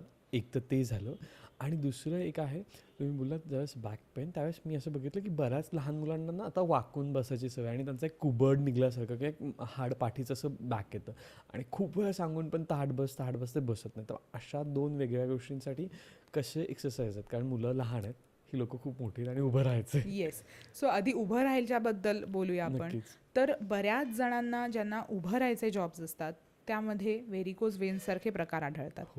म्हणजे ऑफकोर्स हे एका दिवसात डेव्हलप होत नाहीत, हे सतत तुम्ही अनेक वर्ष हा प्रकार केल्यामुळे हे भेडसावणारे आजार आहेत. तर व्हेरिकोज वेन्स म्हणजे काय, की रक्तप्रवाह पूर्ण सतत उभं राहिल्यामुळे तो खाली साठायला लागतो, रक्त साकळतं बेसिकली. ते साकळल्यामुळे त्या ब्लूइश ब्लॅक्स अशा वेन्स दिसतात आणि त्याच्यामुळे मग दुखणं येणं किंवा पाय चांगले दिसत नाहीत, असं स्त्रियांमध्ये तर खूप कॉमनली या गोष्टी दिसतात. तर अशा गोष्टींना टाळण्यासाठी ना कंप्रेशन बँडेजेस असतात किंवा स्टॉकिंग्स असतात, तर ह्याचा वापर जरूर करावा. हे इझिली मार्केटमध्ये अवेलेबल असतात. तर ह्याच्याने आपल्याला बाजूने ते प्रेशर द्यायला एक मदत होते आणि रक्तप्रवाह सुरळीत राहतो. तसंच ह्याच्यासाठी काही वेगळे व्यायाम आहेत जे युजली फिजिओथेरपीच्या सेटअपमध्ये शिकवले जातात. तर या व्यायामांचा सुद्धा जर तुम्ही रोजच्या आयुष्यात उपयोग करून घेतलात तर त्याने सुद्धा तुम्हाला मदत होऊ शकते. आणि हा सुद्धा सतत उभं राहणं हा सुद्धा एक चुकीच्या पोश्चरचाच भाग आहे. त्याच्यामुळे जर कुठे वेळ मिळाला, जर कुठे बसता आलं तर जरूर बसावं. सोबतच त्या लोकांसाठी विशेष टिप म्हणजे थोडं पाय वर करून बसता आलं तर बसावं. म्हणजे तुम्ही एखादं स्टूल घेतलंय, आता हे पाय आपले जे सतत लोंबकळत असतात त्याच्यापेक्षा त्याला थोडा आधार द्यायचा, त्याला थोडं एलिव्हेट करायचं, त्याच्यामुळे रक्तप्रवाह सुधारायला नक्की मदत होते. पायावर सतत येणारं जे प्रेशर असतं ते कमी व्हायला मदत होते. आणि अगदी काहीच नाही जमलं तर रात्री झोपताना 2 उशांच्या वर पाय ठेवा, त्याच्याने सुद्धा हेल्प होईल. क्रॅम्प्स येण्याचं प्रमाण उतरतं, रक्तप्रवाह सुरळीत होतं आणि पेन बऱ्याच लोकांना पेन होतं सतत उभं राहून, त्यालाही कमी व्हायला नक्की मदत होऊ शकते. हो, व्हेरिकोज वेन्ससाठी खूप छान व्यायाम आहेत जे तुम्ही घरच्या घरी पण करू शकता. येस, नक्कीच. सो स्क्वॉट डाऊन करणं हा व्यायाम बऱ्याच जणांना माहिती असतो. दोन्ही पायात अंतर घेणं उभं राहून आणि गुडघ्यातनं हळूहळू खाली जाणं. ऑफकोर्स ह्याचा फॉर्म खूप महत्त्वाचा असतो की तुम्ही कसं करताय, पण ते करताना वरती जेव्हा तुम्ही येता, जेव्हा वर आपण येतो गुडघ्यातनं, त्यावेळेला टाचा वर करणं. सो असे हे थोडे अपग्रेडेड एक्सरसाइजेस आहेत. अगदी बेसिक बघायला गेलं तर जिन्यावरती उभं राहायचं, अर्ध्या पायरीवरती पाय आला पाहिजे आणि फक्त टाचा वर खाली करणं. ह्याच्याने मसल पंपिंग खूप छान होतं, काफ रेजेस ज्याला म्हणतात. येस, तर या गोष्टीचा खूप चांगला फरक पडतो. तसंच टाचांवर उभं राहणं याने, किंवा अगदी जुन्या काळासारखं म्हणायला गेलं तर ज्यांच्याकडे स्विंग मशीन आहे ती हीच खरी ॲक्शन असते, पावलं वर खाली करणं. ह्याच्याने सुद्धा व्हेरिकोज वेन्समध्ये खूप छान फरक पडतो. तसंच लंजेस नावाचा प्रकार आहे, जो एक पाय पुढे एक पाय मागे ठेवणं आणि पुढच्या पायातनं गुडघ्यातनं खाली वाकायचं आणि वर यायचं. त्याने सुद्धा मसलचं काफचं पंपिंग चांगलं होतं, सुधारायला मदत होते. आणि हा घरच्या घरी करण्यासारखा व्यायाम आहे, सेफ व्यायाम आहे. त्याच्यामुळे तुम्ही कशाला तरी धरून जरी अगदी केला तरी सुद्धा चालू शकतो. तसंच नुसतं पाय भिंतीवरती खाली झोपायचं, पाय भिंतीवरती ठेवायचं एलिव्हेट करून आणि फक्त अँकल वर खाली करणं. ओके. तर या गोष्टीने सुद्धा मसल पंपिंगचा चांगला परिणाम तुम्हाला दिसतो. मग ह्याला काय असं आहे का की सकाळी करायचं, दुपारी करायचं, नाही, संध्याकाळी करायचं, असं काही टाईमनुसार नाहीये, किंवा टाईमनुसार जेवायचं असं काही? नाही. नाही, नाही. तुम्ही हे अगदी सोपे व्यायाम आहेत, त्याच्यामुळे तुम्ही हे दिवसात कधीही करू शकता. मल्टिपल वेळा केलेत तरी चालतील, जर तुम्हाला प्रॉब्लेम बऱ्यापैकी असेल तर. आणि त्याचा जेवणाचा काहीही संबंध नाही. जस्ट एक व्यायाम आपण 10 वेळा करायचा तरी प्रयत्न करावा, म्हणजे ते इनफ रिपिटेशनमध्ये होतं.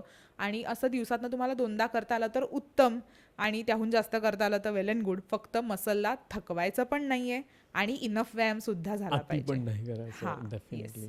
सो हे या सगळ्या गोष्टी झाल्या उभं राहून ज्यांना त्रास किंवा ज्यांचे जॉब्स आहेत त्यांच्यासाठी. लहान मुलांसाठी बघायला गेलं तर असंख्य लहान मुलं हे पोश्चरचे इश्यूज आजकाल इतक्या लहानपणापासून Correct. सुरू होत आहेत, कारण अभ्यासाचं प्रेशर वाढलेलं आहे आणि दप्तराचं ओझं. दप्तराचं ओझं वाढलं आहे डेफिनेटली. आणि बसण्याची पद्धत खूप चुकतीये. आणि ऑफकोर्स आई बाबा मुलांना एज्युकेट करतात, नाही असं नाही, पण बऱ्याचदा ती लहान असतात, ती ऐकत नाहीत किंवा कुठेतरी वेगळीकडेच लक्ष असतं, त्याच्यामुळे हवा तसा परिणाम साधला जात नाही. तर अशा मुलांसाठी नक्कीच काही काही मी म्हणेन अर्गोनॉमिक ॲडवायजेस असतात जे तुम्हाला फिजिओथेरपिस्ट देऊ शकतात. तर पहिलं म्हणजे जसे मोठे लोक व्यायाम करतात तसं लहान मुलांना सुद्धा व्यायामाची सवय लावावी, कारण त्या वयात जर ही सवय लागली तर त्यांच्या पुढच्या आयुष्यात त्यांना खूप फायदा होतो. त्यांच्यासाठी नक्कीच. काही नवीन नसतं व्यायाम करणं. Correct. त्याच्यामुळे ही सवय लागणं अत्यंत महत्त्वाचं आहे. आणि हीच मुलं जेव्हा त्यांच्या 20-22शीत जातात त्यावेळेला ह्यांना पाठीचे आजार बऱ्याचदा होतात, कमरेचे त्रास होतात. आत्ता रिसेंटली माझ्याकडे एक केस आली होती. म्हणजे या मुलीला ड्रॉइंगची लहानपणापासून प्रचंड आवड. तर ती बऱ्याच वेळ असं खाली आपण मुलं बसतात ना असे खाली वाकून चित्र काढतात, तशी ती चित्र काढायची. तिची आई पण आली होती सोबत, ती हे सगळं सांगत होती. आता ती मुलगी मोठी झाली आहे, ती आता आर्किटेक्ट झाली आहे आणि आताही तिचा सेम प्रश्न आहे की ती आता व्हॉट एव्हर त्यांचा जो बोर्ड असतो त्याच्यावरती वाकून सगळी तिची स्केचेस असतात, ड्रॉइंग्स असतात. आता वयाच्या 23व्या वर्षी तिला कमरेचं दुखणं चालू झालं आहे. सो या गोष्टी जर तुम्ही बघायला गेलात तर ह्या लहानपणापासून तिच्या बाबतीत डेव्हलप होत होत्या. ऑफकोर्स घरच्यांना कळत होतं, घरचे एज्युकेट करत होते, पण वय लहान असल्यामुळे कधी इम्प्लिमेंट झालं नाही, अंगी बाणवलं गेलं नाही. पण आता जेव्हा तिला तिचा अवेअरनेस आला आहे तेव्हा तिने त्याच्यातनं खूप छान ती बाहेर आली. तिने त्या मसल्सना चांगलं स्ट्रॉंग केलं, तिने मशीनची थोडी मदत घेतली, पण ती लाँग टर्म एक्सरसाइजेस फॉलो करते. त्याच्यामुळे तिच्या पाठीचा कणा सुधारला आहे, पोश्चर सुधारलं आहे, तसंच तिचे कोर खूप स्ट्रॉंग झाले, ज्याच्यामुळे आता तिला ते पेन होणं कमी झालं आहे. तिला साधारण अर्धा तास चालल्यानंतर कंबर दुखायची, तो टाईम स्पॅन तिचा आता वाढला आहे. अगेन आपण मगाशी म्हटलं तसं ही फिजिओथेरपी काही मिरॅकल नाही आहे, त्याच्यामुळे 2-4 दिवसात ही घडलेली प्रगती नाही आहे. सातत्याने जेव्हा तिने 2-3 महिने या गोष्टीवरती खर्च केले आणि व्यवस्थित त्याच्यावरती वेळ दिला आणि एफर्ट्स घेतले, त्यावेळेला कुठे तिला हे छान परिणाम दिसायला लागले. ओके. त्याच्यामुळे मुलांच्या बाबतीत सुद्धा ही लक्षात ठेवण्यासारखी गोष्ट आहे. तसंच दप्तराचं ओझं हा आजकाल खूप मोठा विषय झाला आहे आणि त्याच्यासाठी सुद्धा थोडा अवेअरनेस क्रिएट होणं गरजेचं आहे. जितकी गरजेची असतील तितकीच पुस्तकं दप्तरात नेणं. ऑफकोर्स मी काही हे वेगळं सांगत नाही आहे, हे घरच्यांना माहिती असतं, पण थोडं या गोष्टीकडे लक्ष देणं महत्त्वाचं आहे की ह्याच्यामुळे मुलांच्या पाठीवरचं ओझं थोडं कमी होईल. सो लहान मुलांसाठी बघायला गेलं तर बऱ्यापैकी पर्याय असतात. त्यांच्या खेळाच्या माध्यमातून तुम्हाला जर काही त्यांना सांगता आलं की थोडं ताठ बसा, थोडे खांदे ताठ ठेवा किंवा मान ताठ असू दे, किंवा त्यांचं जिथे आजकाल मुलांना स्वतःचं डेस्क असतं घरीसुद्धा, की Correct. पालकही अवेअर असतात, बसायची वेगळी जागा असते जिथे बसून ते अभ्यास करतात, तर ती अभ्यासाची जागा त्यांच्या पोश्चरसाठी योग्य आहे का हा विचार पण नक्की केला गेला पाहिजे. त्याची उंची किंवा जिथे मुलं हात ठेवून बसतात किंवा वही ठेवून लिहितात, तर ती जागा आपल्या खांद्याला सपोर्ट करते का, आपल्याला एल्बोला सपोर्ट करते का, हे बघणं महत्त्वाचं आहे. तसंच स्क्रीन जो आहे मुलांचा तो त्यांच्या डोळ्यांच्या समोर येतोय का, त्याच्याने सुद्धा बऱ्यापैकी फरक पडेल, कारण मग हे जे वाकणं असतं ते थोडं करेक्शनला आपल्याला हेल्प होईल. तसंच आजकाल बरेच समर कॅम्प्स असतात किंवा बऱ्याच ठिकाणी वेगवेगळ्या ॲक्टिव्हिटीज घेतात, जसं की मागे स्टिक ठेवून चालणं वगैरे. तर अशा गोष्टींचाही नक्की उपयोग करता येईल. तसंच वेगवेगळ्या खेळांच्या माध्यमातून आपल्याला हे करता येऊ शकतं, किंवा पालक जर मुलांचा अभ्यास घेत असतील तर त्यावेळेला 2 व्यायाम पालकांनी मुलांसोबत करावेत, की दोघांचे दोघांचे व्यायाम होतील. येस, की नक्कीच. त्याच्यामुळे सुद्धा मुलांना पण एक एन्करेजमेंट मिळते, की मला हे जमतंय किंवा मला हे माझ्या आईबाबांसोबत हे करायचंय. It's kind of a group activity. त्याच्यामुळे सुद्धा त्याचाही फरक पडू शकतो.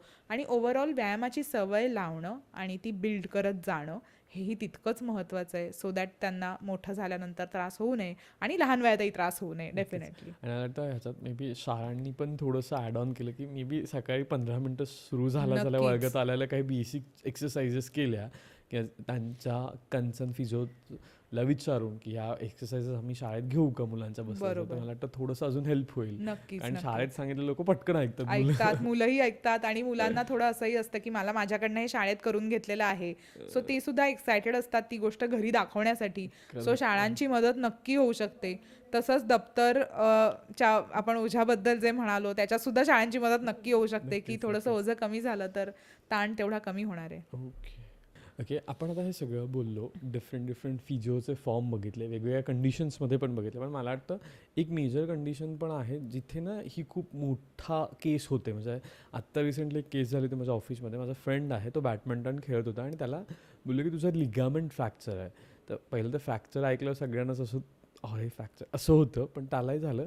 पण मग लिगामेंट फ्रॅक्चर, मग त्याला बेसिक काही फिजिओथेरपीज सांगितल्या आणि ते त्याचं रिकवर झालं. पण आता पुन्हा त्याला थोडंसं जाणवायला लागलं, नाही पुन्हा दुखतोय तो बॉडीचा पार्ट. तर मग लिगामेंट किंवा मोठे ॲक्सिडेंट फ्रॅक्चर्स या सगळ्या केसेसमध्ये फिजिओ कशी काम करू शकते, या अजून कुठले आजार आहेत का ज्याला डॉक्टर फिजिओ रेकमेंड करतात एकतर, आणि असं जर काही झाल्यानंतर जे रिपीट होतं त्यावेळेस काय केलं पाहिजे, सेम फिजिओ एक्सरसाइज करायला पाहिजेत का पुढे कंटिन्यू? राईट. सो ह्याच्यात ना युजली टप्प्याटप्प्यात रिहॅबिलिटेशन होतं. ओके. सो ज्या वेळेला तुम्हाला प्रॉब्लेम डायग्नोज होतो, आधी पहिलं म्हणजे तो डायग्नोज झाला पाहिजे.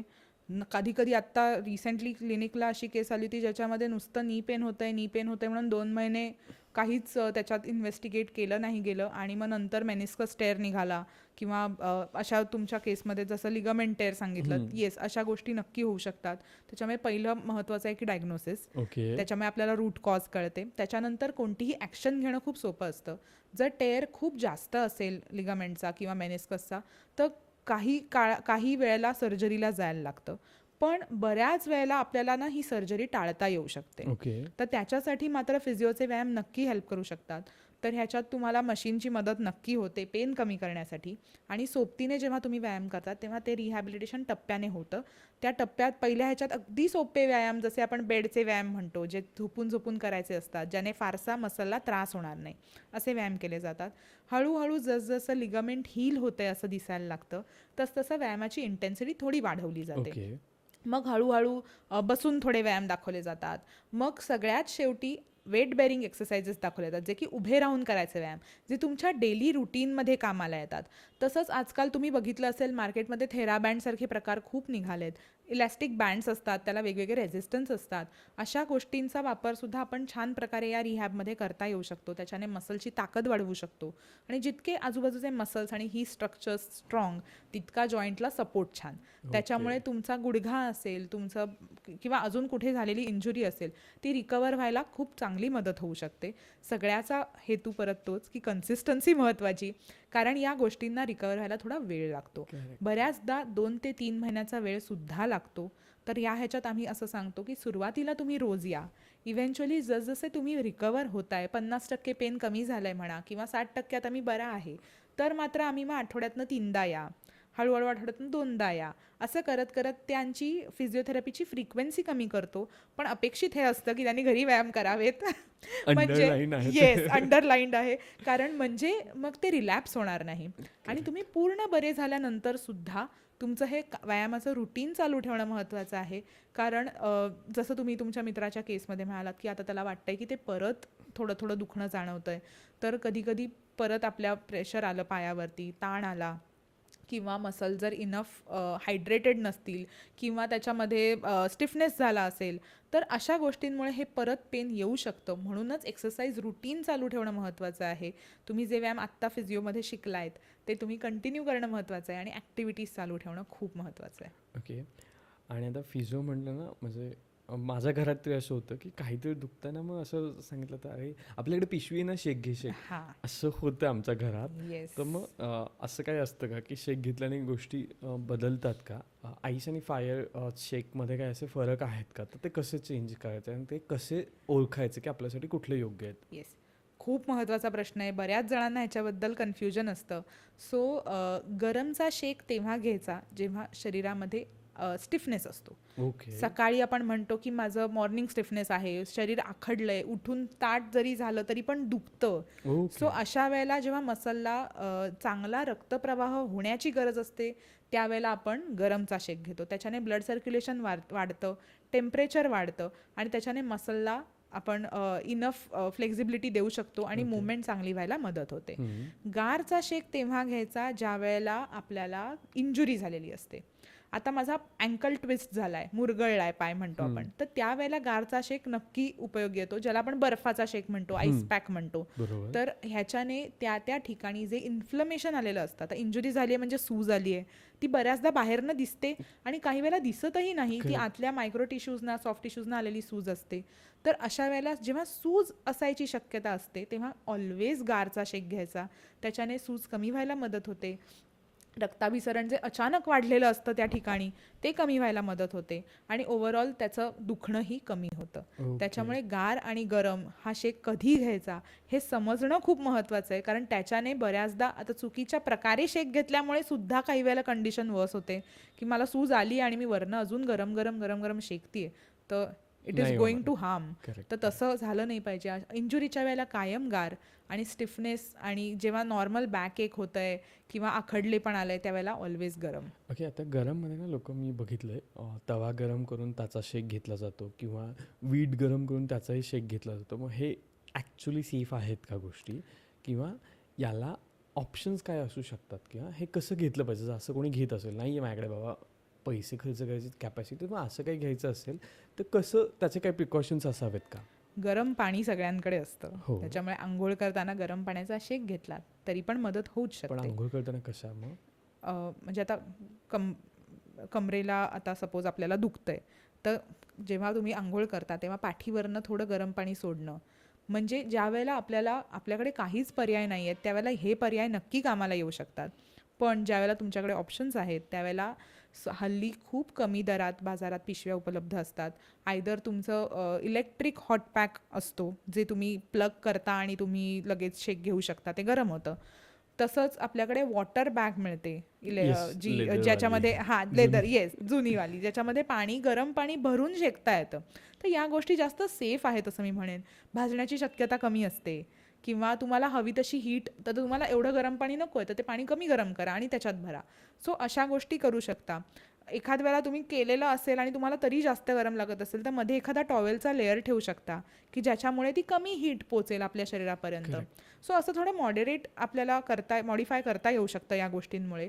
त्याच्यामुळे असे तवा किंवा वीट असे प्रकार करण्यापेक्षा मी म्हणेन की या एक दोन ज्या चांगल्या आपल्याला सोप्या गोष्टी आहेत त्याचा परिणाम आपल्याला नक्की जास्त चांगला जाणवू शकतो. Okay okay. पण आता जनरली अजून एक मला बघायला मिळतं की मॉल्समध्ये आजकाल मोठ्या मोठ्या चेअर असतात जिथे पाय आपण ठेवून ते सांगतो तुमची मसाज आणि रिलॅक्सिंग होईल. मग तो एक फिजोचा पार्ट येतो का? कारण बऱ्याच लोकांचं असं नाही, मी आता जाऊन मस्त पाय हे करून मला आता 8 दिवस वाटणार, बरं वाटेल. त्यामुळे खरंच तो एक फिजोचा पार्ट येतो का, किंवा फिजिओमध्ये अशा काही गोष्टी इन्व्हॉल्व असतात का? नाही, मसाज म्हणजे फिजिओथेरपी नाही. मसाज हा एक वेगळा प्रकार म्हणूया आपण, एक थेरपी आहे Relax. रिलॅक्स करण्यासाठी, मसल्सना चांगलं अजून फील व्हावं ह्याच्यासाठी. पण physiotherapy is more of exercises आणि building your strength, Okay. Gradually increasing the range, म्हणजे हाताची किंवा कोणत्याही जॉईंटची ताकद वाढवणं, त्याची क्षमता वर खाली करण्याची वाढवणं, त्याची मुवमेंट फ्री करणं, हे जास्त करून फिजिओथेरपी आहे. आणि या गोष्टींचा वापर करूनच हळूहळू व्यायामांची सुरुवात करता येते आपल्याला. त्याच्यामुळे फिजिओथेरपी आणि मसाज या 2 वेगळ्या गोष्टी आहेत. बऱ्याचदा असं होतं की फिजिओथेरपीमध्ये सुद्धा लोकं येतात, लोकं प्रश्न विचारतात, बरेच जण अवेअरही असतात, पण ते एक 10 दिवसाचं सेशन झालं ना की घरी काही केलं जात नाही. तर तसं मात्र नाही झालं पाहिजे. घरी व्यायाम करणंही तितकंच महत्त्वाचं आहे. हा जो व्यायामाबद्दलचा इग्नोरन्स आहे किंवा आपल्या कंडिशनबद्दलचा इग्नोरन्स आहे, या गोष्टी टाळल्या पाहिजेत. कारण तुम्ही एक ना जेव्हा तुम्ही फिजिओ घेता तेव्हा तुम्ही ऑलरेडी हीलिंग चालू झालेलं असतं, तुम्ही बरे होत असता. ज्यावेळेला आपण त्या फेजमध्ये असतो ना, त्या स्ट्रेचमध्ये ते चांगलं होऊन जातं. तर अशा वेळेला कधी-कधी काय होतं, की मध्येच ब्रेक लागतात. आता माझ्याकडे मध्यंतरी एक छान उदाहरण द्यायचं झालं याबद्दल, तर एक काकू यायच्या क्लिनिकला. तर त्या आल्या, त्यांनी छान आठवडाभर मस्त कंटिन्यू केलं. मग नेक्स्ट वीकमध्ये त्यांनी मला सांगितलं, की मला पुढचे 2 दिवस यायला जमणार नाही आहे. माझ्या घरी काय डोहाळ जेवण आहे, माझ्या घरी अजून काही आहे, असं करत-करत इव्हेंच्युअली त्या 2 दिवसांचे 2 आठवडे झाले आणि त्या क्लिनिकला येऊ शकल्या नाहीत. आणि जेव्हा त्या आल्या होत्या तेव्हा अगदी सर्जरीपर्यंत गोष्टी गेलेल्या. त्यात त्यांना फरक दिसायला लागला होता पहिल्या आठवड्यानंतर आणि अचानक परत 2 आठवड्यांची गॅप गेल्यानंतर आम्ही परत अगदी पहिल्या पोझिशनवर येऊन थांबलो, की परत मला तितकंच दुखतंय. त्याच्यामुळे अशा वेळेला परत गोष्टी रिव्हर्स करणं खूप कठीण असतं माझ्यासाठी किंवा डॉक्टरसाठी आणि पेशंटसाठी सुद्धा. करेक्ट. त्याच्यामुळे तुम्ही जर आठवडाभर जी मेहनत घेतलीत ना, त्याला फारसा अर्थ राहत नाही. त्याच्यामुळे आता 2 आठवड्यात त्यांनी जर घरी थोडे व्यायाम केले असते, थोडं आहे तेवढं मेंटेन करायचा जरी प्रयत्न केला असता ना, तरी खूपशा गोष्टी सोप्या झाल्या असत्या दोघांसाठी. पण तसं नाही झालं आणि समहाऊ मग ते परत तेवढीच मेहनत घ्या त्याच गोष्टीवरती. मग तुम्हालाही म्हणजे पेशंटलाही कंटाळा येतो सतत एक गोष्ट केल्याने. येतं तर लक्षात. हां, तर त्याच्यामुळे मी म्हणेन की जितका अवेअरनेस असेल आणि घरी करता येण्यासारख्या गोष्टी असतील त्या जरूर कराव्यात आणि तितकं तुमची रिकव्हरी पण फास्ट होते. तुम्ही लवकर त्या गोष्टीतनं बाहेर पडता आणि एक ओव्हरऑल त्याला रुटीनमध्ये तुम्हाला बसवायला पण मदत होते. सो IT मधल्या लोकांमध्ये अजून एक दिसतो तो म्हणजे डोळ्यांना येणारा फटीग. तर बरेच जण त्याच्याबद्दलही विचारतात की जसं मान, खांदे आणि पोश्चरबद्दल आपण बोलतोय, तसंच डोळ्यांच्या फटीगबद्दल बोलणं सुद्धा महत्त्वाचं आहे. बऱ्याचदा सतत स्क्रीन वापरल्यामुळे त्रास होतो डोळ्यांना, पाणी येतं. तर त्याच्याबद्दल सांगायचं झालं तर डोळ्यांचे सुद्धा ज्या मुवमेंट्स होतात ते सुद्धा मसल्सच आहेत. ओके. आणि आपण बऱ्याच आय मुवमेंट्स करून या मसल्सना स्ट्रेंथन करू शकतो. ओके. प्रत्येक ब्लिंक जे आपण पर्पजफुल ब्लिंकिंग करतो ती सुद्धा एक मुवमेंट असते, तो सुद्धा एक व्यायाम म्हणून करा. कारण आजकाल लहान मुलांमध्येही दिसतं, मोठ्या माणसांमध्येही दिसतं की सतत स्क्रीनच्या वापरामुळे हल्ली पापण्या उघडझाप करणं प्रमाण कमी झालं आहे, कारण आपण सतत स्क्रीनवर असतो. सो अशा वेळेला थोडे डोळ्यांचे व्यायाम करणं अगदी सोपं सांगायला गेलं तर डोळे वर, डोळे खाली, साईड दोन्ही, एकदा या कोपऱ्यात, एकदा खालच्या कोपऱ्यात, वरती, इथे. ह्या अगदी छोट्या गोष्टी आहेत ज्या बसल्या बसल्या कोणीही करू शकतं. नक्कीच. तर या गोष्टींचा वापर सुद्धा नक्की केला पाहिजे. एस्पेशली ज्यांना खूप काळ सतत लॅपटॉपसमोर किंवा स्क्रीनसमोर बसायला लागतंय, त्यांनी तर नक्की केला पाहिजे. ह्याच्याने फटीग कमी व्हायला सुद्धा मदत होते. सोबतच मध्ये मध्ये पाण्याचे हापके मारणं हे सुद्धा महत्त्वाचं आहे. त्याच्याने रिलॅक्स व्हायला मदत होते. तर अशा गोष्टीसुद्धा IT वाल्यांनी नक्की लक्षात ठेवाव्यात. मला वाटतं हे खूप महत्त्वाचं आहे. नुसतंच अंडर आय ट्रीटमेंट किंवा अंडर आय डार्क सर्कल येतात म्हणून काळजी घेऊन क्रीम लावण्यापेक्षा हे जास्त इम्पॉर्टंट कारण ते पण मसल्स आहेत आणि आपण त्यांना विसरतो की हे सुद्धा आपल्या शरीरात आहेत, कारण ते त्यांचं काम अविरतपणे चालू राहिलेलं असतं. सो आपल्याला त्याच्याकडे लक्ष देणं सुद्धा महत्त्वाचं आहे. ओके. ऋषिकेश, तुला माहिती आहे का, माझ्याकडे अजून काही वेगळ्या प्रकारच्या केसेस आल्या आहेत. रिसेंट अगदी सांगायला ओके. गेलं तर वीकेंड प्लेयर्स असतात. हो, म्हणजे आमच्याकडे म्हणजे पण होतं ते सुरू. जसं मी बॅडमिंटन म्हणलं हे त्यातलीच मला एक case आहे. त्याच्यावरनंच आठवलं ऍक्च्युली की क्रिकेट हल्ली टर्फ घेऊन खेळणं Correct. ह्याचं हो. प्रमाण खूप वाढलंय. बरोबर. आणि हे जे युजली ह्यांचं कसं असतं की हे 9 to 5 जॉबवाले असतात किंवा बिझनेसमॅन्स असतात की जे 5ही दिवस त्यांना खूप काम असतं आणि शनिवार रविवारमध्ये हे आपला छंद म्हणून वेगवेगळ्या क्लब्सना अटॅच झालेले असतात किंवा ह्यांच्या टीम्स असतात आणि ह्या बरोबर. टीममध्ये असे मॅचेस होतात. Correct. सो लिगमेंट इंजुरी सारख्या केसेस हल्ली जास्त वाढल्यात, कारण हा सगळा मॅचेसवाला काळ आलाय जे वीकेंड प्लेयर्सचं हे असतं ते. तर ह्यांच्यामध्ये ना एक गोष्ट खूप प्रकर्षाने दिसते की हे लोक वॉर्मअप आणि कूलडाऊन नाही करत. ओके. हे डायरेक्ट बॅट घेऊन खेळायलाच लागतात. ओके. सो अशा वेळेला कसं आहे की तुम्ही कितीही उत्कृष्ट प्लेअर असाल, तुम्ही कितीही प्रॅक्टिसमध्ये असाल, तरी शरीराला प्रिपरेशनची गरज असते. नक्कीच. हे प्रिपरेशन म्हणजे वॉर्मअप. वॉर्मअप जितका छान कराल, जितकं मसलना ट्रेन कराल, तितका तुम्हाला चांगला इफेक्ट तुमच्या खेळात दिसणार आहे. ओके. त्याच्यामुळे वॉर्मअप जसा महत्त्वाचा आहे तसं कूलडाऊन पण महत्त्वाचं आहे. सो सगळा खेळ झाला की जला बॅट टाकली आणि निघालो आता मी घरी, असं न करता जसं तुम्ही त्याला ग्रॅज्युअली बिल्ड करत त्या लेवलपर्यंत नेऊन ठेवलं आहे, तसं हळूहळू त्याला शांत करणंही महत्त्वाचं आहे.